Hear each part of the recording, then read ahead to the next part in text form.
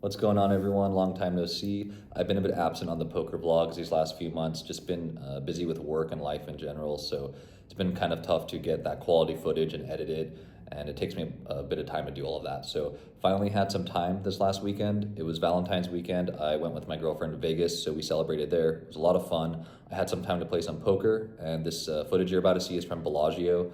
I played the 2-5 there. I bought in for about 500. Really good session, really fun. We came out on top at the end of it, and there was some interesting spots. I think you guys are going to like this one. So it was a lot of fun. And I got a little bit sick over the weekend. That's why I sound a bit off right now, but I'm recovering and I'm all good now, ready for the work week. So hope you guys enjoy this. I'm planning to go again in February and March sometime to my local casinos and get some more footage and edit those. Work's a bit slower this time of year now, so I'm gonna have a lot more time, and looking forward to that. And I appreciate you guys watching again, and I hope you guys enjoy. Thanks. In one of our first hands of the night, we pick up Ace 4 suited. I'm in the small blind with about $500, which is what I bought in with, and under the gun middle position limp, the button folds, I go ahead and raise it up to $20. And pretty soon after that, the big blind calls my $20. Under the gun ends up putting in the fold here, not happy with what he has, and the middle position puts in the call for $20. So we're now 3 players headed to a flop. The pot's about $60 or so, and it comes out 6 king 2 with 2 hearts. I want to start building the pot here, so I fire off $15 into 2 opponents. They both quickly fold. I figured we have a good chance to make the nut flush here, and I would rather get there with a bigger pot than what was in there right now, but we make a nice $40 profit. Not too long after that hand, we pick up Ace 8 offsuit. I open to $15 and the button calls. We have about 520 behind at this point. We're in the hijack, and the big blind also puts in the call for $15. We're 3 players headed to the flop. Pot's about $45 right now, and flop comes out 8-6-6 with 2 spades. This is an amazing flop for us. I go ahead and bet $15 into 2 opponents, and the button folds. I see the big blind reaching for raising chips, and sure enough, she puts in the check raise to $45.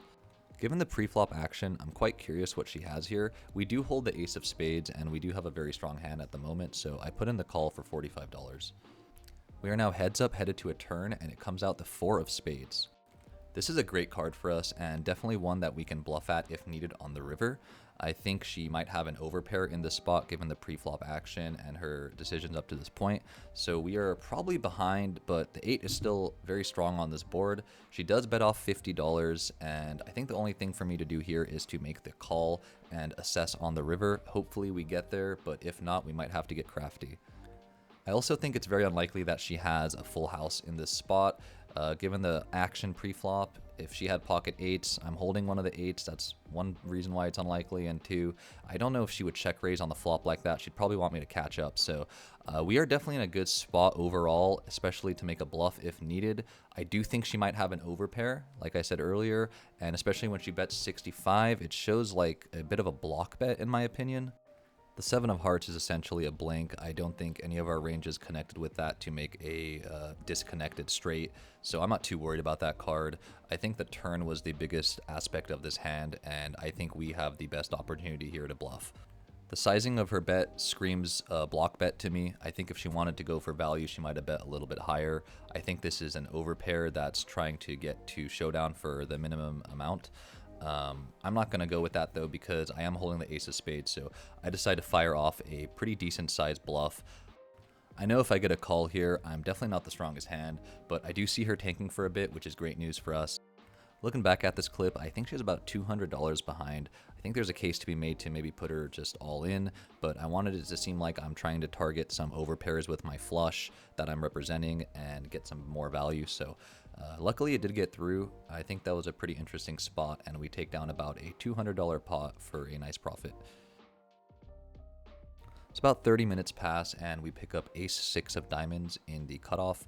I have about $700 behind. I go ahead and raise to $45 because under the gun opened for $15, and I want to polarize my range a bit and get better at playing a little bit wider, so I go ahead and put in that $45 raise, and she calls pretty quickly there. We're heads up headed to a flop. The theme of this video is a lot of ace X hands. I'm not sure why I got so many and I played so many, but it worked out at the end, so it was pretty fun. And this flop is very favorable for us. It's a 3, queen, and 5 with 2 diamonds. Amazing flop for us. Once again, we're in the position where we could get a nut flush, so I go ahead and bet $40 after she checks over to me. It seems like she missed her range, so she folds, and we take down a nice $40 profit. Probably could have played it a bit slower given that we do have the nut flush draw out there still, but I wanted to get that pot building sooner rather than later. And just a few minutes later, we pick up ace-9 offsuit in the big blind. Middle position opens to $15, and the low jack puts in the call.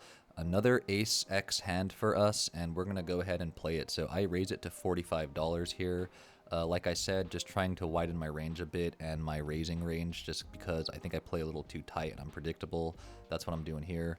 Middle position folds, and the low jack calls. We're heads up headed to a flop, and it comes out queen 6-9 with 2 clubs. Pot's about $105 right now. We have middle pair right now and a great kicker, and we also have a possible flush by the river. So I put in the C bet here for $55, and pretty quickly the low jack folds. We take down another $60 profit, and we're doing okay so far in this session. About 25 minutes after that hand, we pick up jack 8 suited in the button. Low jack limps, so I go ahead and just raise it to 15. Probably could have done a $20 raise here, but or maybe even 25, but I think 15 is probably fine. Big blind calls, the low jack folds, and we're heads up headed to a flop, which comes out jack 8-9 with a heart. It's rainbow, and the pot's about $35. Big blind checks. We absolutely demolish this flop. We have 2 pair and a possible flush by the river, so I go ahead and bet $10, hoping to build this pot up a bit, and to my surprise, he actually check raises me to $45. I'm assuming he saw my $10 as a sign of weakness and just trying to take the pot down right away, but in reality, I have a very strong hand with a very strong flush out if I get lucky, so there is some decision to be made here. He could have hit a random set or maybe a disconnected straight. This guy is newer to the table, so we're not too familiar with his range at this point or how he plays, but I do think we have a very good position here with jack 8 suited, especially with one of those hearts out, and I go ahead and put in the call for $45 and decide I'll reassess on the turn, and we'll go from there. This guy has about $250 left behind, and the turn comes out a 6 of hearts. The pot's about $125 at this point. I'm telling myself this whole time, if he puts in a weak bet, I'm just going to put him all in here because there's a lot of draws out there. And sure enough, he puts in about $125, so definitely not a weak bet.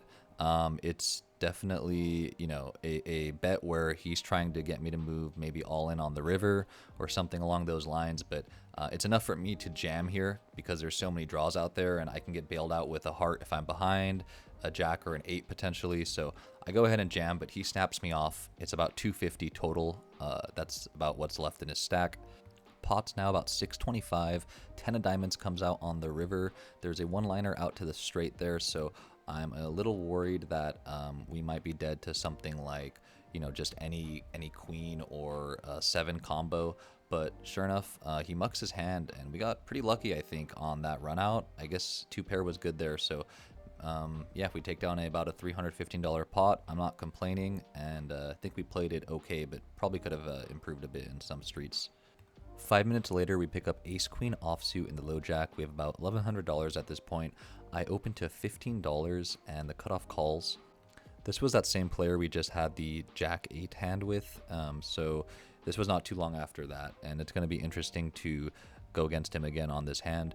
And the flop comes out all 7s, and the pot's about $35. So honestly, we're only really losing to pairs right now, which I doubt, you know, he has. So when he bets $10, I just call it.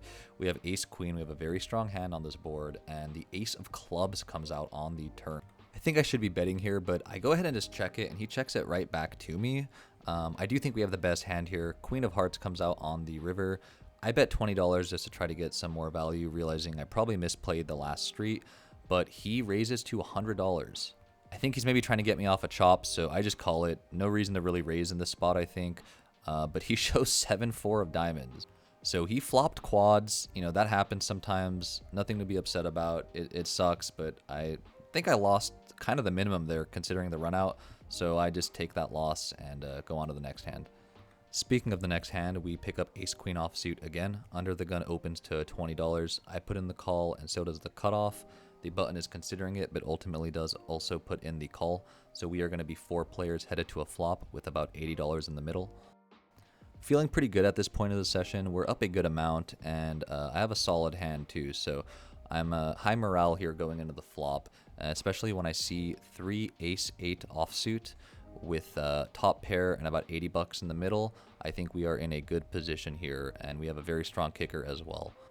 Under the gun bets $30 into us, doing his standard C bet, I guess, so I go ahead and put in the call for $30.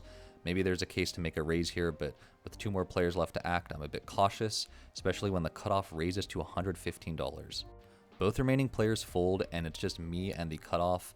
I have a decision to make here if I want to call his raise. It's a bit suspicious to me. I definitely could be against something like ace X, maybe even ace 8, and he hit a 2 pair. I don't think he has ace king. I think he would have raised pre-flop with that action if he had ace king. It's likely he could also have ace queen. Considering there's not many draws out, he probably hit something, so I go ahead and just put in the call. 3 of spades comes out on the turn, which I think is pretty much a blank. I don't think this really improves either of our hands. We do have a 2 pair now with a very strong kicker. He bets $100. This bet does seem a little low to me, and I'm definitely comfortable calling this and going to the river and assessing there. I also think I'm in a position to perhaps check raise, but I go ahead and just put in the call for 100, even though the bet did seem a little bit weak to me. I think a check raise could have worked, maybe just take down the pot there, but I want to see the river and reassess. So the 10 of diamonds comes out on the river. Interesting hand, because if he has something like ace 10, he's definitely feeling like he has the strongest hand here. Then again, we could definitely have ace 10 in our range, and we might even have ace 8, considering how many ace X's we've been playing and he's seen. So I think it's appropriate here to make a donk bet and hopefully get him off a, ace queen or ace jack or something like that. I wish I bet a little bit larger here, just considering that there's 550 in the pot, but I wanted it to look like I was going for some thin value, and I got there with like ace 10 or something along those lines.